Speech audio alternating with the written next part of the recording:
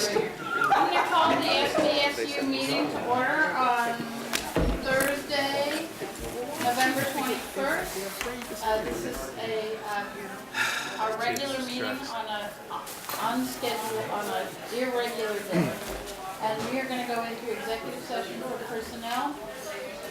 And then we will be back out here approximately at 7:30. So can I have a motion to go into? So moved. Second. And that is for personnel. Thank you. We'll leave everything right here. I'm gonna leave our Can we leave them here? Yeah, I'm gonna leave everything no one's right gonna here. steal it. Leave their cell phones and everything right here? Yeah. Supervisory Union Board of Directors meeting. I'm sorry for the delay, it's a little before 8. Tonight on our agenda, we have public comments, early childhood enrollment report, personnel, finance-related consent agenda, superintendent's report, Madam Chair's report. I am going to rearrange this agenda a little bit. I'm going to start with public comments. And seeing none, we're going to move very quickly on. And then,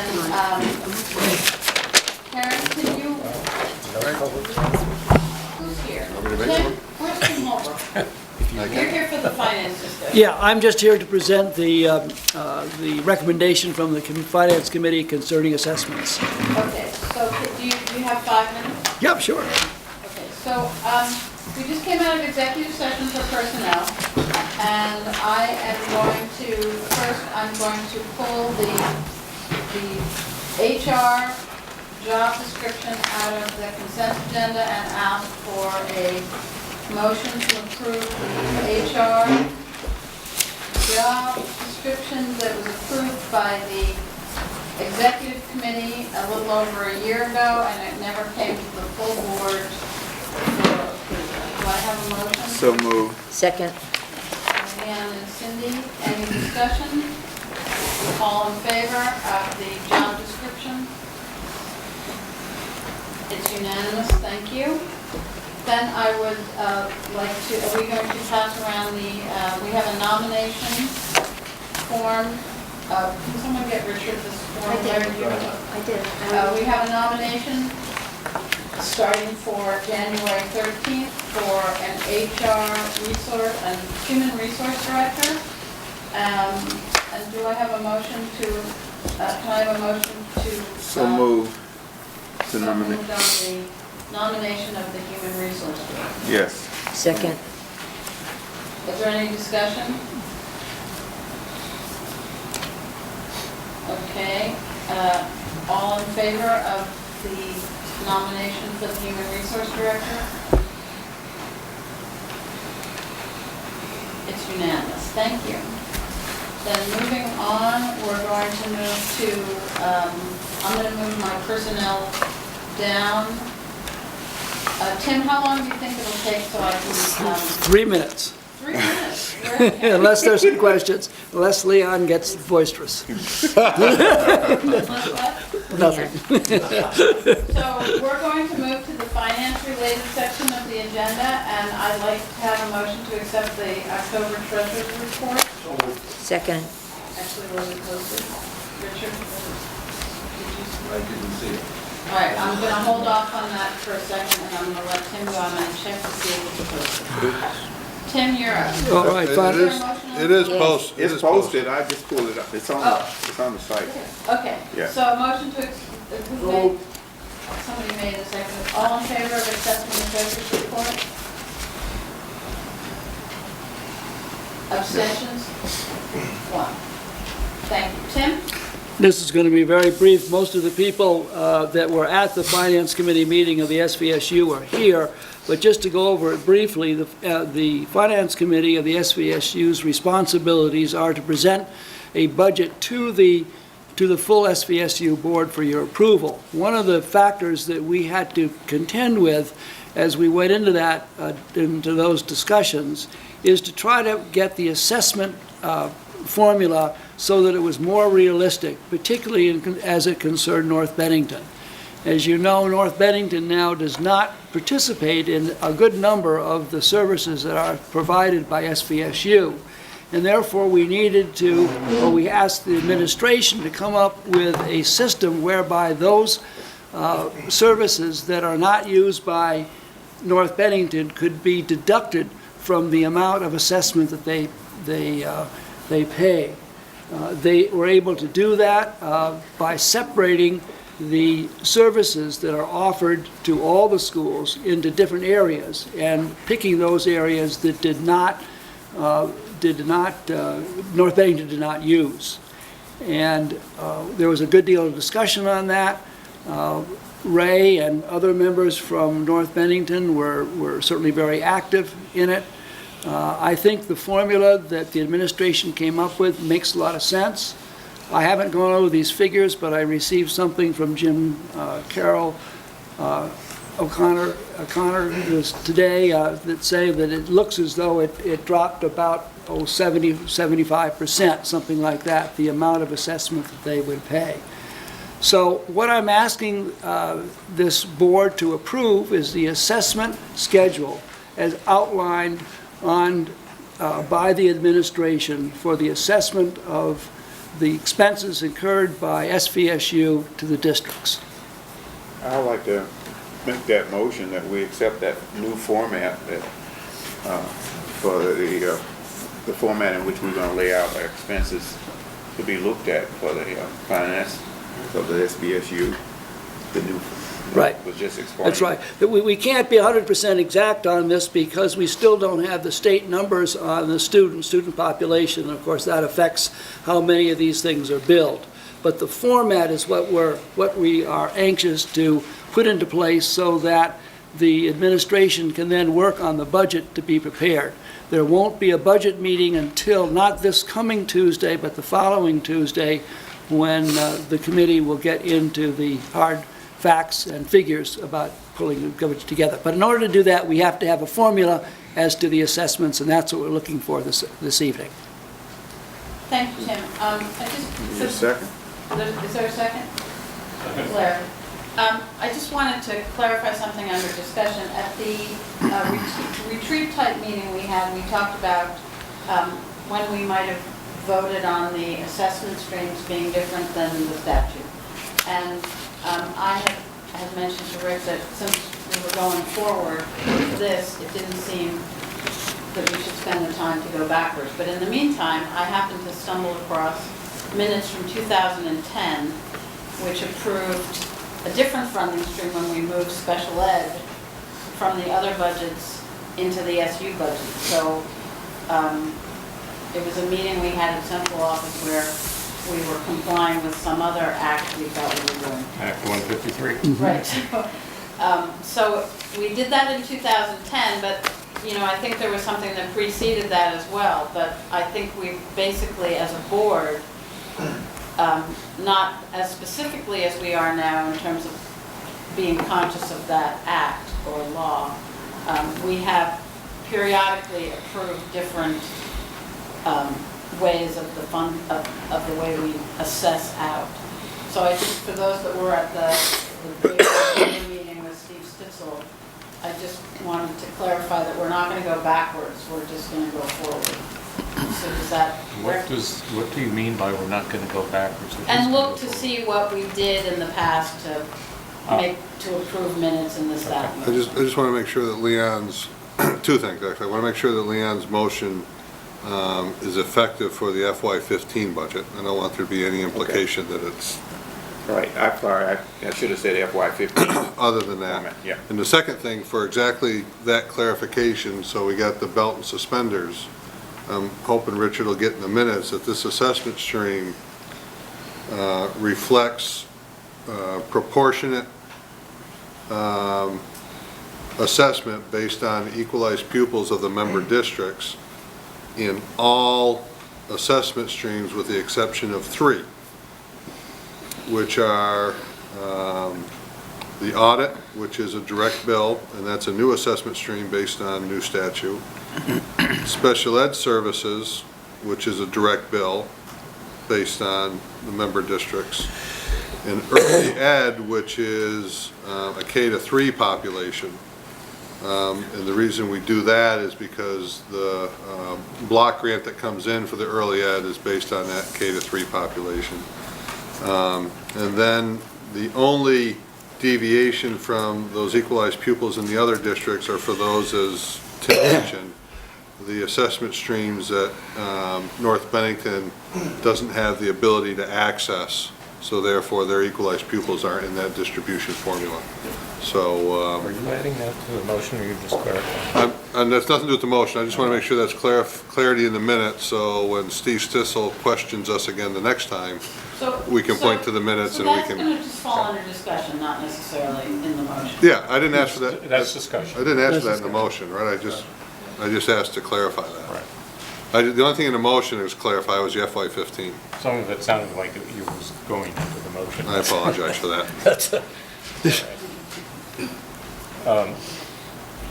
There was a second? There was a second, so we just need a vote. All in favor? Can, All in favor?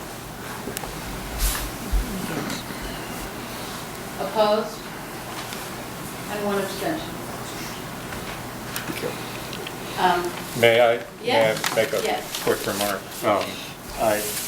I'm not going to give my argument from the other day to the Finance Committee, but I believe the letter that Bruce Wehrman and I wrote is posted on the SVSU website, and it explains our disagreement with this action, although we agree with most of the changes that were made.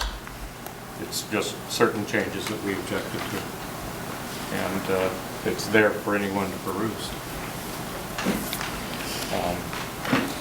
Also,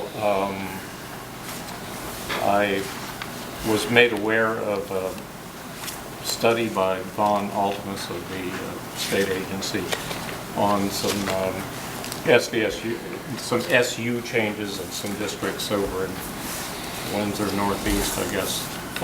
Four SU. Four SU. Four SU. And there's some interesting comments as part of that about relationships between SUs and non-operating districts. So what I'm gonna put a different hat on just for a minute. At the state board level, one of the things that comes up frequently in moving SU boundaries or dissolving an SU has to do with the fact that there is no single district, no single SU that assesses in the same way. Many do things differently, some even by staff, if it's in a payroll section, some do equalized people, some do enrollment, some do distribution, and in fact, some non-operating districts operate under a fee structure. So I had even asked this question at the last state board meeting, because there was questions about the way assessment streams were done in this discussion over dissolving a supervisory union in the middle of the state. So I think, since we approved this funding stream or assessment stream this year, Ray, I don't believe that that it has to be that way forever. As you know, we voted in 2010, we're now voting in 2013, and I did not see that letter, but I suppose in time you may, put forward an argument for a fee as another alternative. So that's, I believe, what you're referring to is that 4-district SU state. Right. Thank you, Tim. Thank you.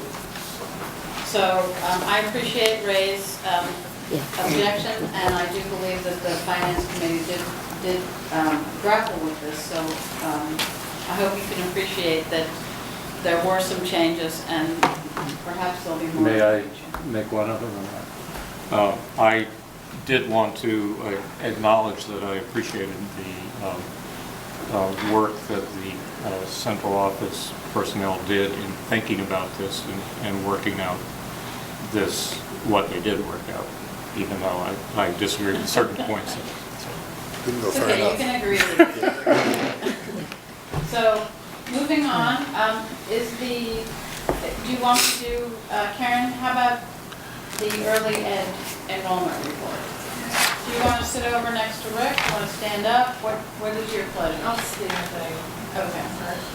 If you have the enrollment report, I'm going to be talking about page 2, and if you don't, I can pass some of these around.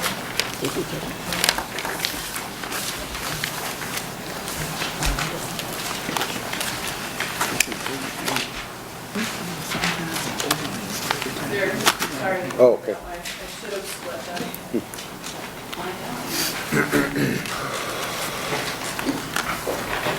We're going to be looking at the bottom 2 boxes where it says early childhood programs, and the reason, I'll wait until they come.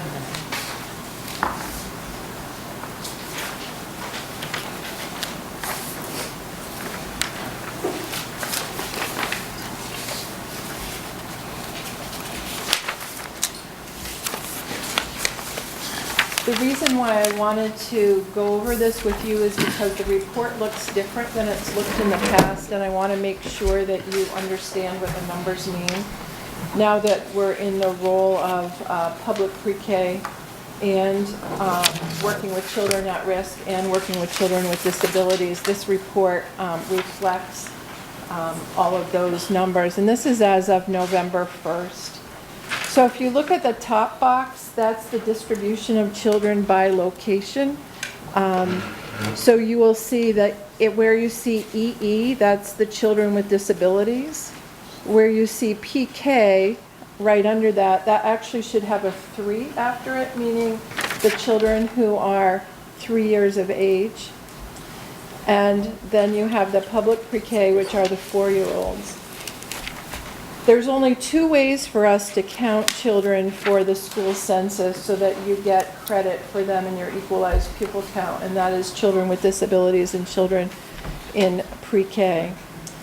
However, with all of the towns doing public pre-K for 4-year-olds, with the exception of Woodford, who also does 3-year-olds, we wanted to make sure that we were dissecting out the 3-year-old population that were at risk rather than disabled. So that's why you see the EE, PK3, and the public pre-K across the locations. More important probably to you is the last box there that separates the children out by town, so you can see your bottom line as far as the total numbers by the town in which you represent. You can see what the total numbers are, and then you can see the distribution of their category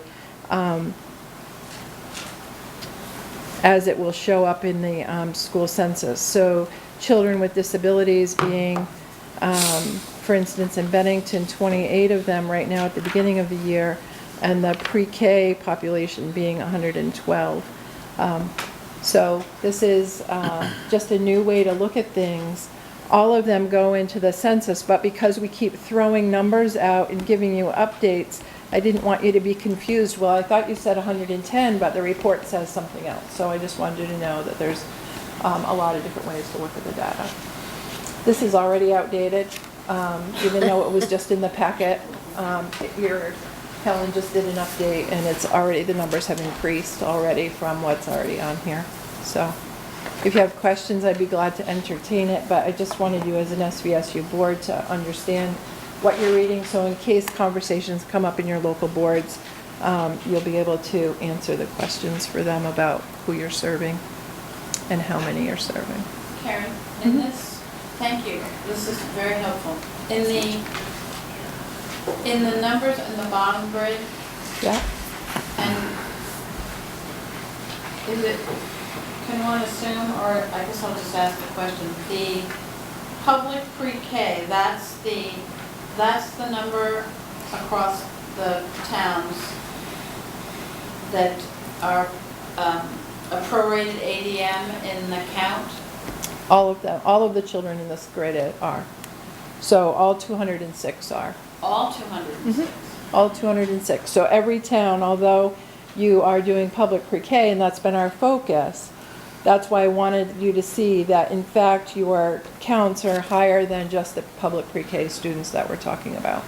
The other piece is that someone with disabilities, if they're 4-year-old and you're counting them as a 4-year-old, for state purposes, we put them under EE because they have a disability, but they're also part of the your public pre-K count too.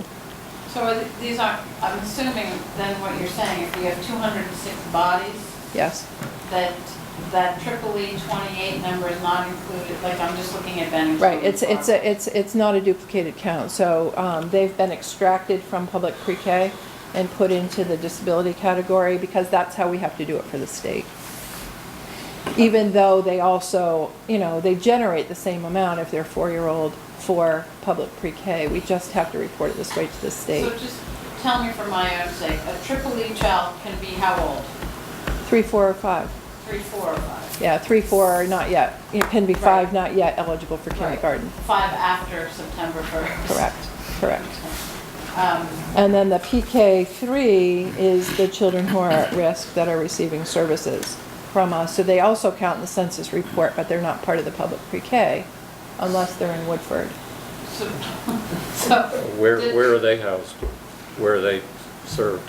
If you look across the top grid, you'll see 11 are in center-based programs, 1's in Head Start. Okay. Sorry. That's okay. That's why we did both. The grid shows it. Yeah. And tell me that 3K3 means there are 3? A 3-year-old non-disabled. So, and at risk. You have your hand up. No, that's fine. It's too complicated, right? No, figure. Cindy or Catherine? No, Catherine? that's it. I'm all set. I think it's much better, Karen, but I just wanted to say that what this really does help us all see is the number of locations that are covered by the teachers, the paraprofessionals, your staff. It's really important to know how widely our districts serve students in how many different locations. So I think that's very helpful. And also, I should just mention, like, we put everybody under Head Start, but there's multiple Head Start settings, so it doesn't even show the multiple Head Start settings. There's 2 settings in Shaftesbury, 1 setting in Pownell, and 3 in North Bennington, just under Head Start alone. So that really could be 6 locations if we wanted to put it that way, but we chose to put it all together. The same with the Bennington Early Childhood Center. The same in Farmhouse, there's 2 locations. So there's multiple classrooms, it's just the In different locations. Right. So it's even greater than what we're seeing. It's greater, we're about 20 locations. And I think as the state legislature looks at this issue, this legislative season from the Governor's Summit, that will get more visibility. I want to thank you, Karen, and please thank Danielle for all of the sharing of expertise as you went to the summits. You actually are working still with Agency of Education and Governor's Office individuals on a federal grant for early childhood. So that whole legislative and Agency of Education consultation piece of your role is very much appreciated. Thank you. Do you want to touch on that? I think Leanne might have a question. Oh, sorry, Leanne. I just wanted to make sure in the columns that do not have, start with the Bennington Early Childhood Center, there's no times in there. Is that full time for those people? Just at that column, with outreach, you got less than 6 hours. And so the other columns throughout the rest of the different groups, there's no time that they spend there. Is that full time, or is it something that we would 10 want to hours a consider? week or? The majority of those places are a minimum of 10 hours a week. It could be full-time, depending upon the family's choice. What And are they'll- they paid for? Please. Are they paid for 10 hours or? The support is for 10 hours. It depends upon each individual place, whether or not they have a licensed teacher or not, whether they're paid or not. They minimally get the in-kind services of 10 to 14 hours a week. If they're a center, if they're home, they get 4 hours a week of SVSU time. Or they get paid if they have a licensed teacher. The family would get, through the center would get $2,700 of tuition support. Thank you. What I had asked is, it's called the Race to the Top, not to be confused with the other Race to the Top. So did you want me just to quickly? Yeah. The state has submitted a $37.5 million Race to the Top Early Learning Challenge grant for early childhood use, prenatal through grade 3. We'll hear in December. Donna McKenzie and I were asked to help with the pre-K to grade 3 section of the grant, and I was asked to help with the quality improvement section of the grant. So we were actively involved in that. We're as a contributor to the subcommittees, and we're eager to hear whether or not Vermont gets the grants. They did separate out small states, so we aren't competing with the larger states. And there weren't a whole lot of grants submitted this time around, so people are feeling pretty positive, but we won't know. And that 37.5 million would be over 4 years. And it would help support some of the initiatives across the state, again, prenatal to through grade 3. The grant is over 1,000 pages and it's on the AOE website. It is. A lot of work, Karen, thank you. Thank you. You're welcome. Thank you for Thank you, coming. Karen. Sorry to keep you waiting. I was planning to go later. Okay. Ken has his hand. On the chart that was handed out, the one at the top, grade 6, it says 121 Bennington, 2 North Bennington. Is there 2 kids in North Bennington, 2 kids in Powell, going to the 6th grade here? Must be. Must be. Yeah. Yep. Does the local district compensate? I only know of one from North Bennington. I only know of one from North Bennington.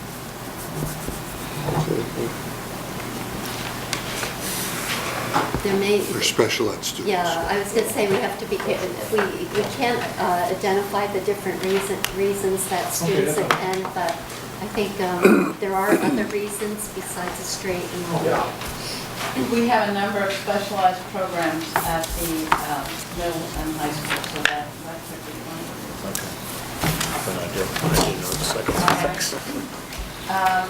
Moving on, I lost my agenda. Do we have a new consent agenda? Yes, you do. I was going to do that in a minute. So is she on there? She's not. There you go. How many people do we hear? So can we have, this is a new consent agenda? So we can't add it to the next one, so. It should be a separate motion. Okay. We don't have a motion. So while you're looking this over, can I have a motion to, how do we want to do this? For the special ed, the interim special ed director. Can somebody make a motion for the interim special ed director? So moved. Second it. Second it. We want the, what just happened? What, sorry. All right, so Ken is moving that we nominate Wendy Pierce as the.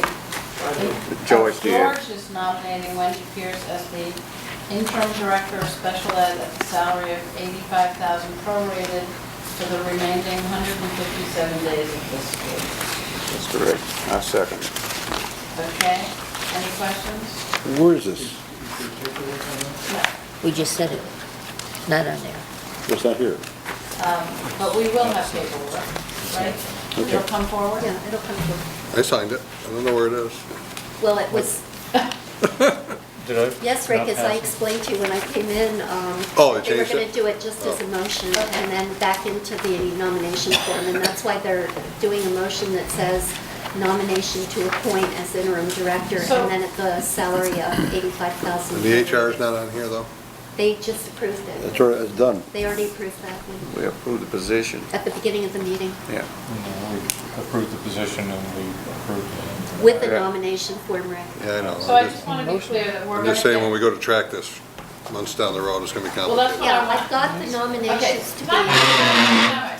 We're gonna make this motion, but the board would like to see the paperwork, and I don't know if we wanna put it, And change it in and the put it motion.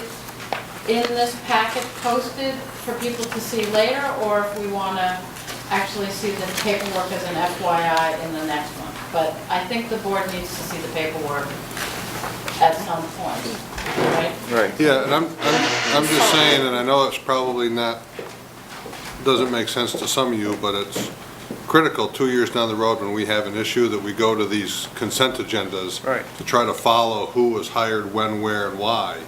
And I'm a little nervous that we've got 2 people that aren't going to be documented on here.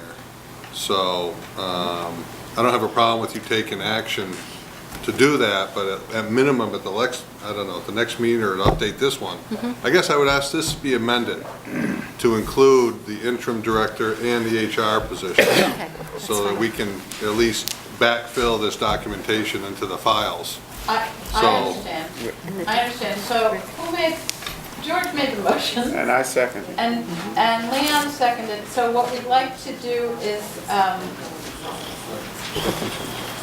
amend the motion to include nominating Wendy Pierce into, no. So we're going No. to take the nomination for You're gonna take the nomination off the floor. We haven't voted on it yet. But I think people wanted to vote on this separate. That's what we said, we want to You do can vote on it separate. separately, and then just please retake up this consent agenda to amend it to include those 2 that you've Right, approved separately, so at least we have documentation and we can go back and amend this thing. right. So when we have to track it, we can follow it. Form and we'll send it out. Take the motion. The motion on the floor is for Wendy Pierce right now. Right. It's To be interim director. to be, so we're gonna go through with that? Or we're gonna, You're going to go through it? all right, so any discussion?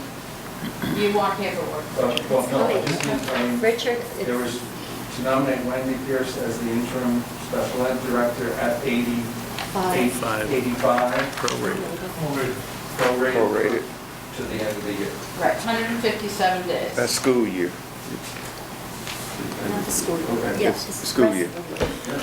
No, No? It's not a school year. it's the end of the fiscal year. It's Well, oh, June 30th. it's June Okay? 30th. I'm thinking that same thing. 2014. Right. Okay. Okay, we're saying thing. Go ahead.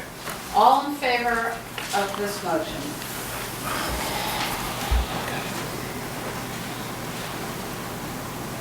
Opposed? Abstentions? Now the paperwork is coming out. Did you vote? Yeah. No, I know you did. Did you vote? I voted yes. Okay. Now we need the consent agenda. And the paperwork for Wendy's coming around. It is? Amended to include the hiring of the HR position and the interim sped agenda, or sped, you know what I mean? Can I ask a general question on the consent agenda for Rick? So I'll move that we accept the consent, with the adjustments made to include the 2, the HR and the interim special ed director. And here comes the paperwork. And here's the paperwork coming around. So, Richard, so Leon made a motion to accept the amended consent agenda, to amend it even further, because the amended consent agenda has 2, 3, and 4 in red. And we're gonna add to that 5 and 6. 5 and 6, which have already been approved. I guess that's so when you go back and look at the minutes Right. of years, it'll all be listed in, because Richard takes those really good minutes. So, and also, the human resource director job description we already approved. Okay. So, Can I ask another question? yes, yes. On the consent agenda, there's no warrants. How come? Because your warrant schedule is next week and we haven't run them yet. Thank you. Yes, Oh, we're at a different date, okay. we're on a Thursday. Yeah. So is there any discussion on, any discussion on the consent agenda? Need a second. Leon, I know. Jim, Just wanted to Go ahead. Just wanted to make sure that the nomination for Wendy, the form has a cross out on it, and the amount that we all agreed to is handwritten in there. So you want to make sure that that gets put in the minutes, because 85,000 is what It's in we the actually, minutes by your The first document motion. will be Updated. corrected and updated. that's right. I want to With make sure that originals- happens. With original signatures. Right, okay. Thank you, Leon. Thanks, Rick. All in favor of the consent agenda? Opposed, or abstentions? Okay. There were no, was there an opposed? No. Okay. I am sorry, that was a little, Confusing, but okay, so we're through that. So I'm gonna go up to the, so we're done with all that. Did somebody want to make a motion? For what? On, To do what? Any other personnel item? right, I do. I like to nominate that we, a $2,000 prorated increase for the two directors doing technology and early ed to be prorated to the end of this fiscal school year in June, yes. Fiscal year. From now to the end of the June, yes. Fiscal. Did I get it right? So I don't know what you you're, I don't know what you're trying to do, so I can't. Okay, so Okay. you made a motion to increase the salaries of the tech director and the early childhood director by $2,000 prorated from now till the end of the fiscal year. Is that That's what- correct. I'll second it. So there's a motion, and Cindy seconded it. Ray, under discussion? Well, we just approved HR director, and one of the responsibilities of the HR director is to figure out the relationship with various salary positions. My suggestion is that we let this person do their work and come back with a recommendation. Take it or leave it. Ray, I heard you, but if you could just speak up a little bit, I don't know Sorry. if you might hear you. But, I mean, you're fine. I think, Ryan, did you get, yeah. Hey, guys. So is there any other discussion on this motion, or this under discussion? Larry? I'm in agreement with Ray. We'll actually look at this. Okay. Any other comments?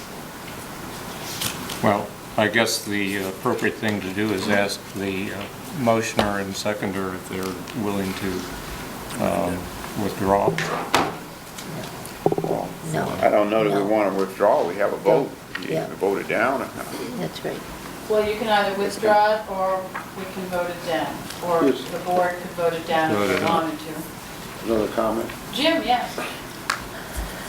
If we vote the raise and we have the HR person comes on board in a couple of weeks, they're free to come back with another recommendation, right? No. Well, it's not a It's couple in their weeks. job to I mean, decide salaries. it's January. I Yeah. mean, I wouldn't think it would happen But right the then HR in director, January. part of the job is to look at it again if they want to. That's true. Be I looking mean, at everybody. that is true. So this way here, we can Can you repeat that? So what Jim give is them a saying raise is that, now, and then the HR director is what open Jim to is look. saying is we'll increase the base salary now, or not, we'll increase the salary now, prorated, and that doesn't preclude the HR Good director word. when looking at the big picture and the org chart, it doesn't preclude this person from recommending adjusted salaries in different places. That's true. That's a true statement. But Objectively. often it's difficult to bring forward an adjustment after an adjustment's been made, and Yes.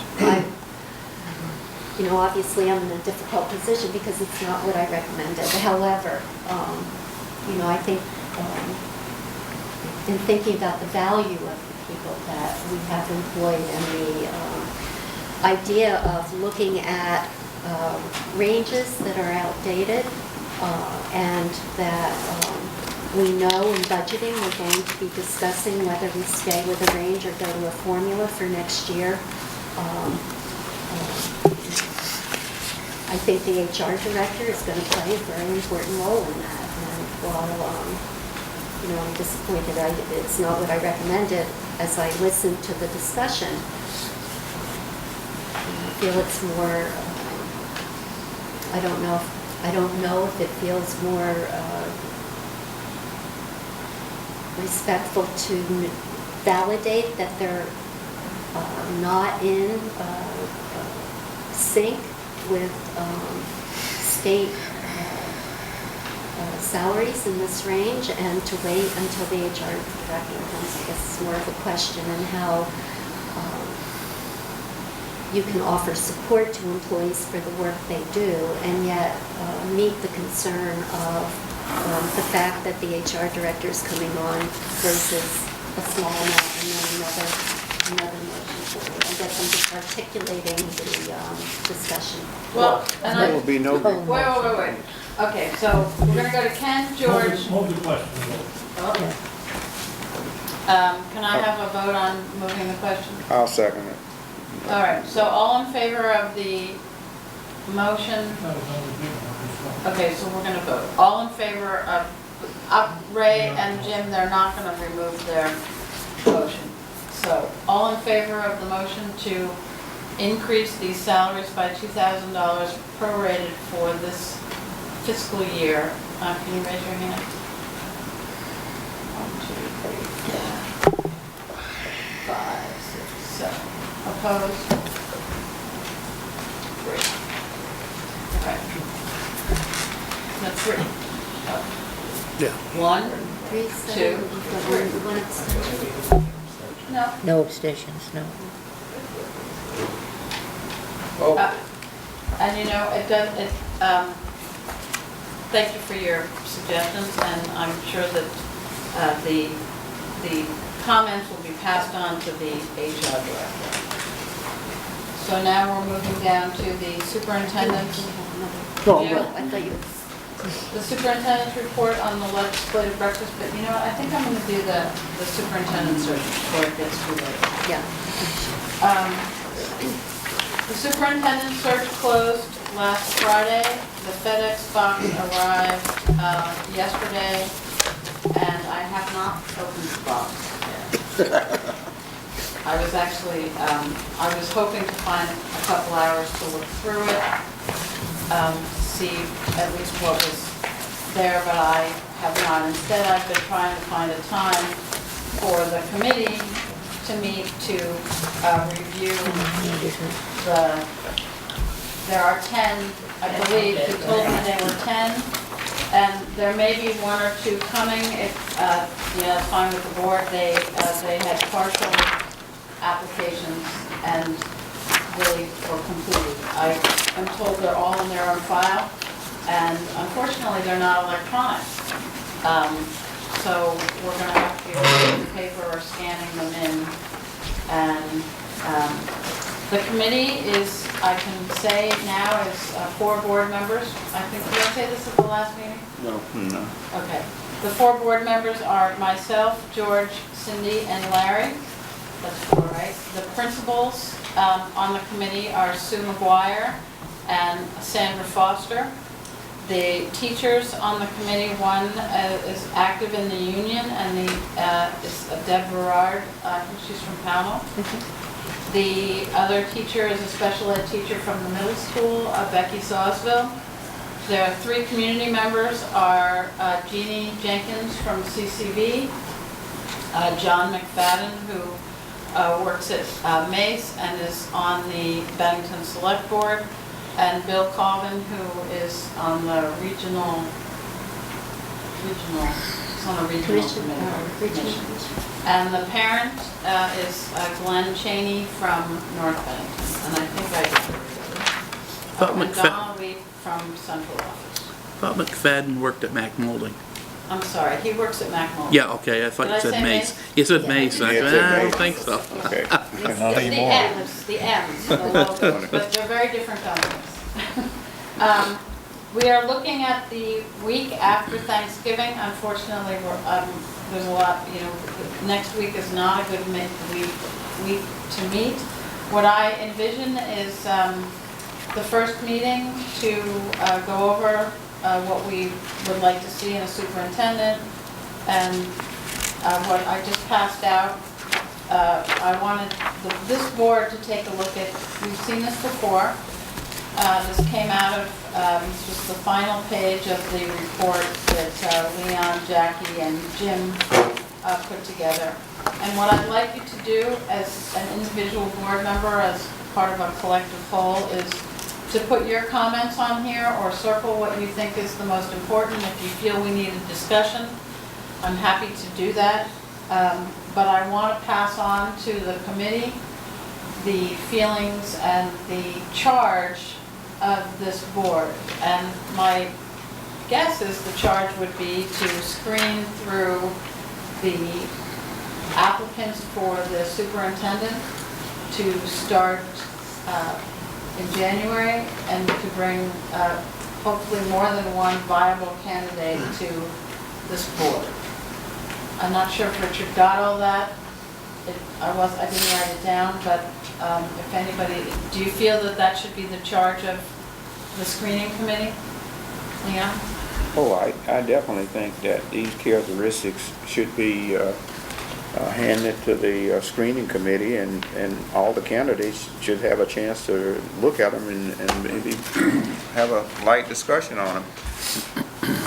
So okay, but I would like in the minutes, and I'd like to be able to take to this committee their charge.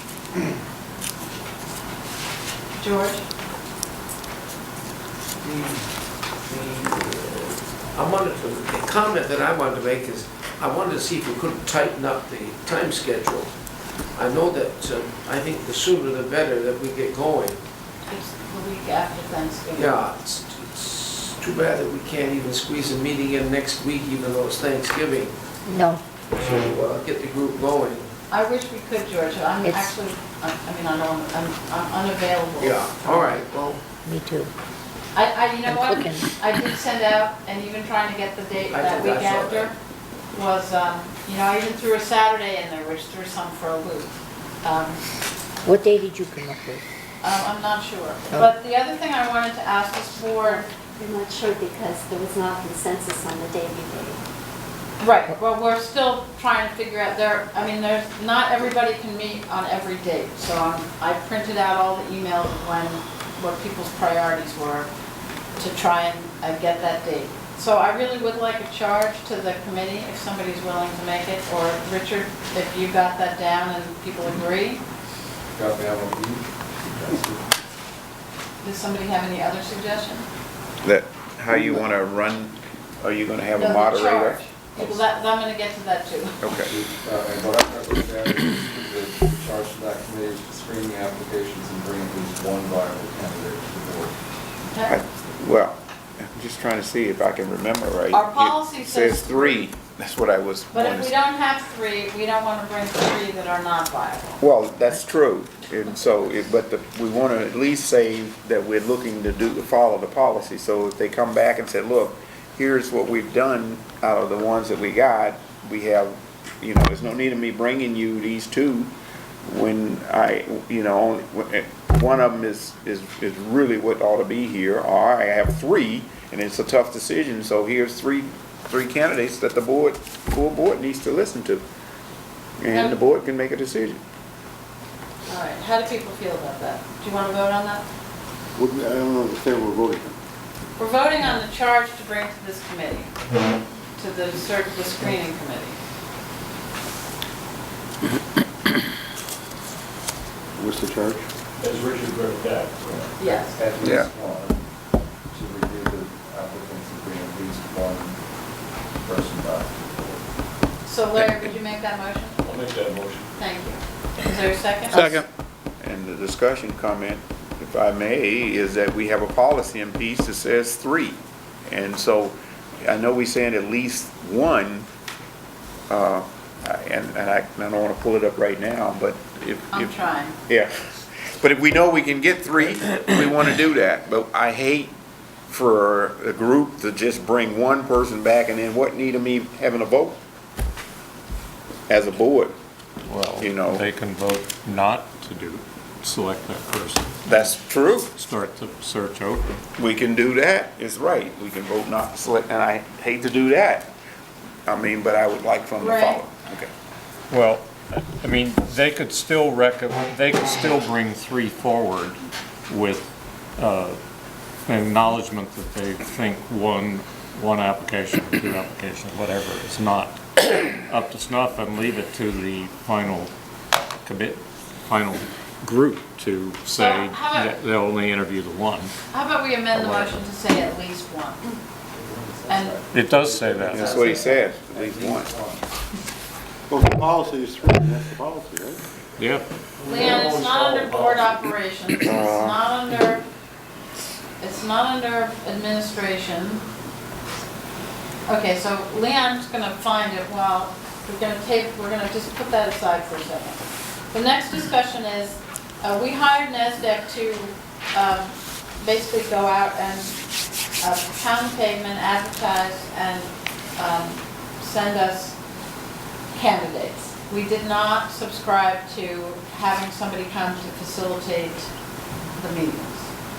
I would really strongly encourage us to have somebody either from NASDAQ or Joe Silver or somebody come down for the first meeting to set the tone, to talk about confidentiality and the process. That will cost money, and we didn't, actually I probably should have looked up the motion. I think we said no more than 5 in this last motion a couple months ago. Anyway, I just want, Well, we used Joe Silver for the last go-around, and I thought it was very important that we had, even if he's there for the first one. Last, I think. we had Alice Agnew the last time, And and then Joe. Brian, and Brian and Alex. Right. And then So the Joe. time before was Joe, yeah. I remember we used him. you were there. Yes, we need to be reminded often about how we should look at things and how we should act, and so I think that's important. Very, very important. Mhm. So if somebody make a motion, I know that when I asked Art Betancourt what it would cost to come for, a couple-hour meeting and his travel and the prep was about $900.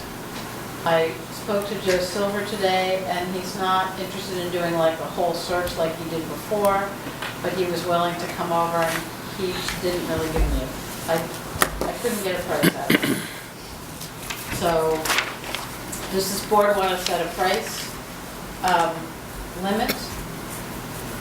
If they're so inclined to allow me to try and find somebody to facilitate the first meeting, at least. The search firm won't do that when we've already hired? We only contracted with them. But will he add it on or no? Yeah, We can add it on. we can add it on. He said this, not, in his Wouldn't that be email. simplest since he's got all the information? Sure. And what I recommended at several meetings is that what's imperative is to have that NASDAQ, and if you go with Joe Silver, that's Joe Silver, but it is extremely important that once you select someone, that you have a session with that person as an entire SU board to begin your relationship, so that you have an honest and open discussion with that person as they start their position, and then have a follow-up 6 months in with them to see how it's going. And I say that for the sake of the new superintendent. It is extremely important that you all work on your relationship immediately. Whenever you're ready, Jean Marie, I can, Okay. okay. For everybody's information, it's policy number 4020, and administrative appointments. And there is at the bottom part of that, it says appointment process.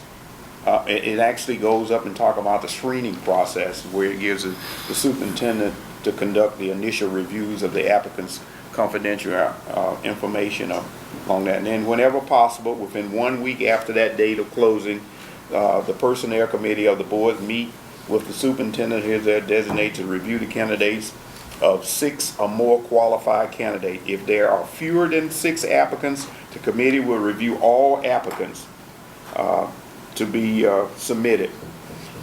The appointment process, the committee will present a complete dossier of all three best qualified candidates to the board in executive session.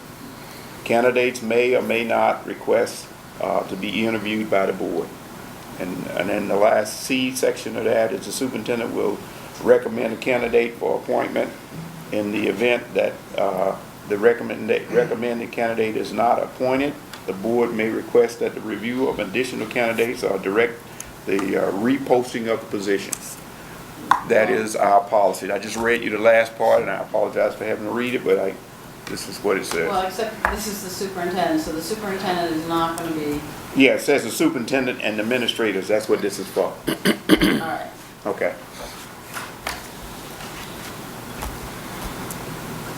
So how about, Larry, you amend the motion to bring at least one, and according to policy 4020. So amended. And then- Seconded. Okay. All in favor? Thank you. And then, we have a motion to ask either NASDAQ or Joe Silver to facilitate the screening committee, the initial meeting of the screening committee. I'll second that. Did you pick one, or did you mention NASDAQ? NASDAQ or Joe Silver. Either or. Can we just pick one? So who made the motion? You pick one? Larry. NASDAQ? Yes, sir. NASDAQ. I'll second Larry's motion. I did already. You want to take my second one? It's just NASDAQ. Yeah. Okay. Because NASDAQ will send Art, Yeah. or he'll send a consultant from, or he'll pick somebody to send. Yeah. Okay, so we'll stick with, and he may send Joe Silver. I mean, that's, You may. question. Is there an established cost for Yes. that service, or do we have to do it? I don't know. It was modest. There is, it's under fees and expenses, it's additional expenses, consultant travel, consultant fee, $120 an hour. Okay, so fairly determined. Yeah, it's in the contract, so when I asked him what it would cost, he figured in his travel and his time and his prep, and that's where he came up with that number. So, thank you. And the dates that I sent out to the screening committee were dates that he was available. So I tried to not have to do things 2 or 3 times. So, okay, all in favor? It's unanimous. Thank you very much. Catherine? Right. And don't forget to pass these back to me. Or pass them to Larry. Actually, pass them to Larry. If you've written something on them, Yeah, pass them to put your Larry. notes on them and pass them to Larry, that's the point. If you agree, put agree up in the corner. Do you have anything you want to add? So, you want?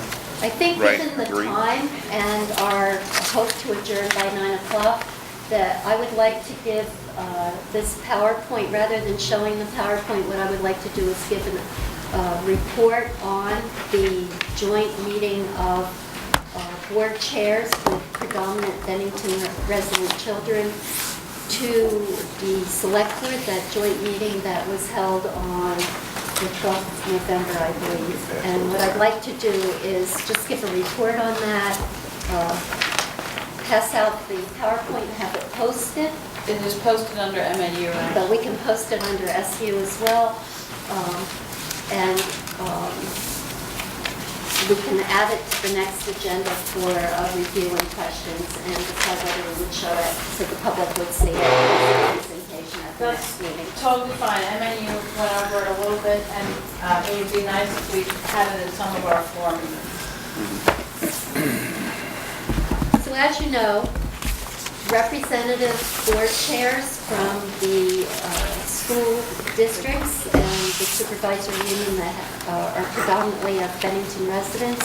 So that would be SVSU Board, MAU Board, BSD Board, CDC Board, and North Bennington is also kept informed about that.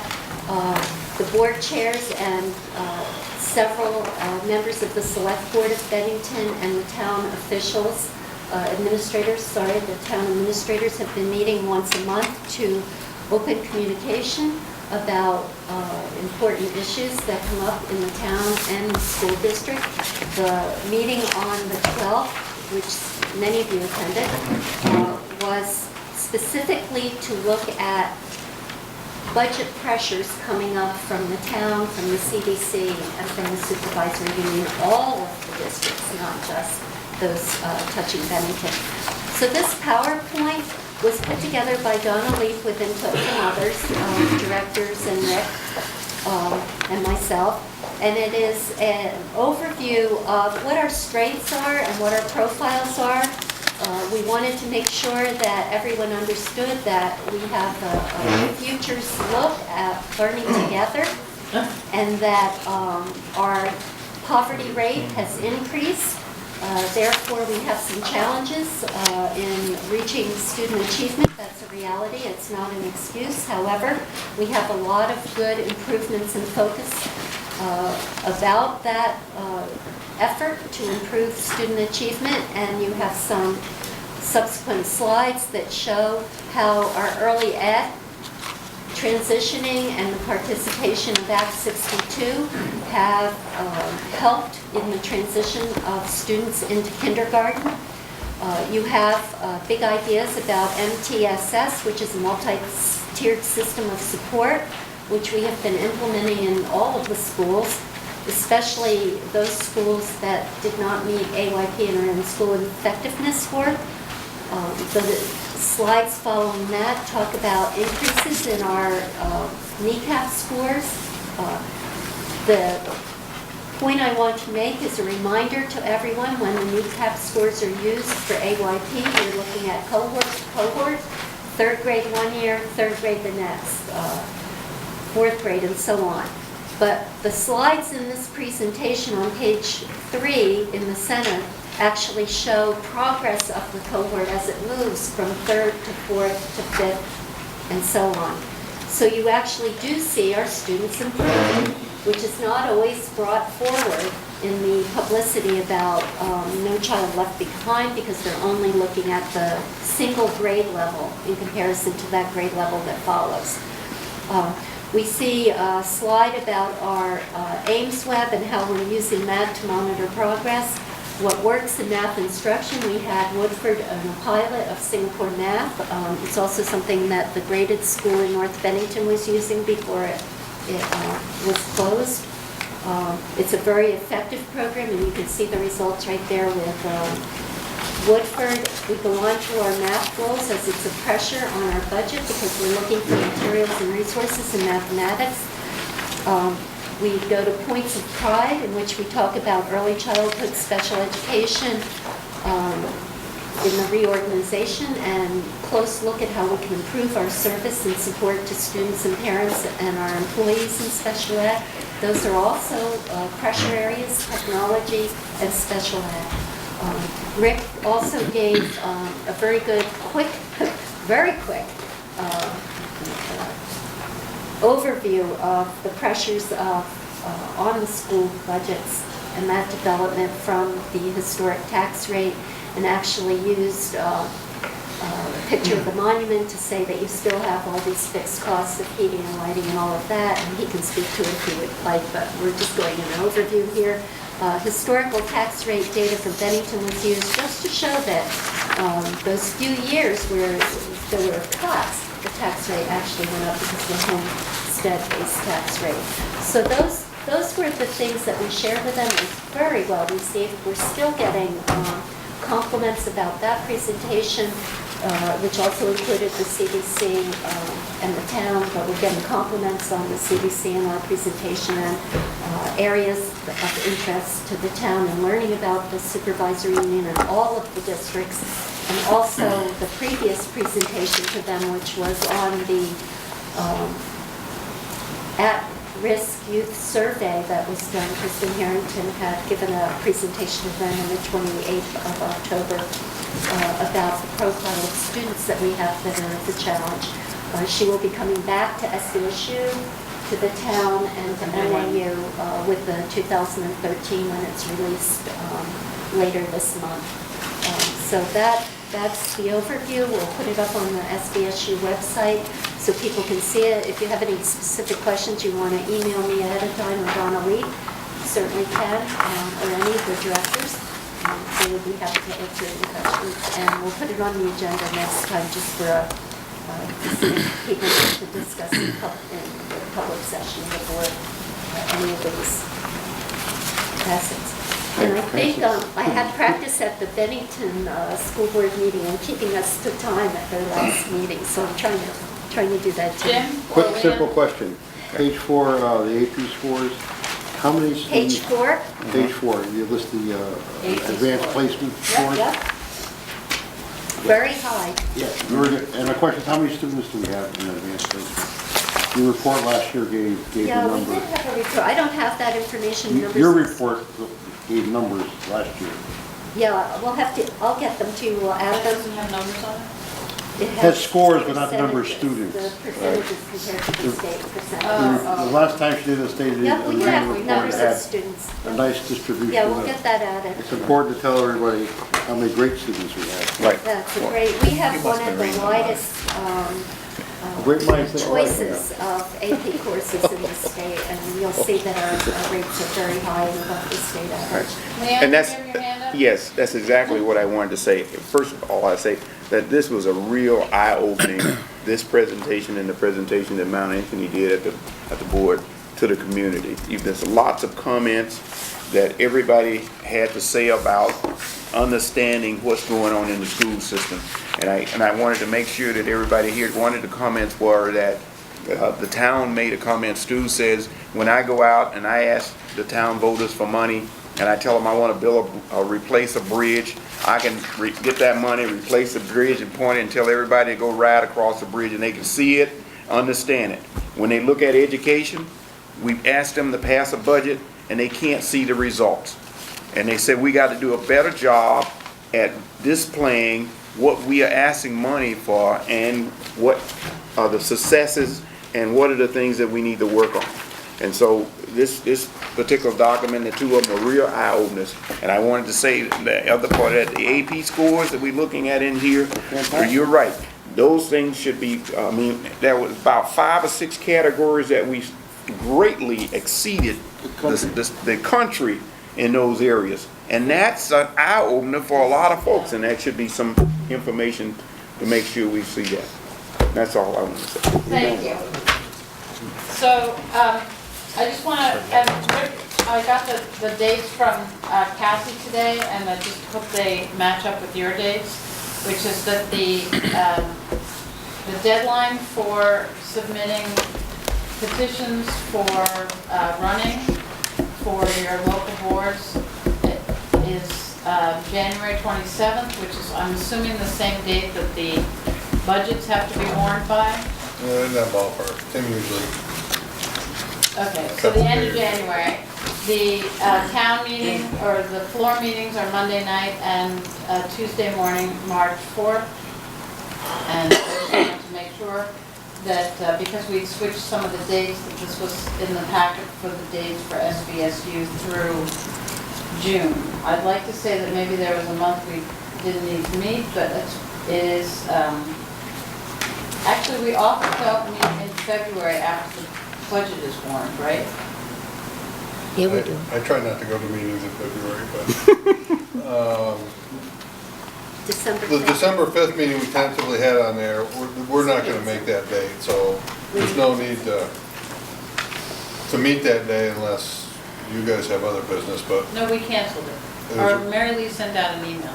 it was originally planned for for budget, but we're not gonna be able to make that meeting. Okay. And the other thing, to piggyback on what Catherine said about these meetings, is we talked, and Catherine wasn't able to make the morning meeting. Rick was there, Ken was there, I think Leon was there. You know, it would be a good idea to think about what kind of a form or presentation we could do when we're finalized the budget. So the idea was maybe to give a little, some talk about some of the things we do well, similar to what we talked about, all the services we offer, and then towards closer to town meeting, certainly not the night before, because a lot of people voted, but to really get out what it is that we do and what's in the budget, and how challenging it is sometimes to understand how that translates to a tax rate. So Richard's starting to get overtime right now because it's due in the tax time. You got 30 seconds. I think it has to be 15 minutes. You got a grace period. You got 45 minutes off? You came at 7:30? Okay. So I just want to make sure if anybody has an other, now's the time. Seeing no others, I want to wish everyone a very thankful Thanksgiving. And if anybody's traveling, safe travels. And I know we all have a lot to be grateful for, even though sometimes we don't see it right in front of us. So thank you, and thank you to our administrators who are always working. This is a tough time of year. I guess we say that every month. It's a tough time of year. It's a tough beginning of the school. It's a tough end of the school. It's a tough So, Motion. so moved. Second. All in favor? Thank you. Long time ago. Thank you, Frank. This is the beer, date. huh? Thank This you. is on the 30%. You vote for or against 2,000? Yeah. What? Against.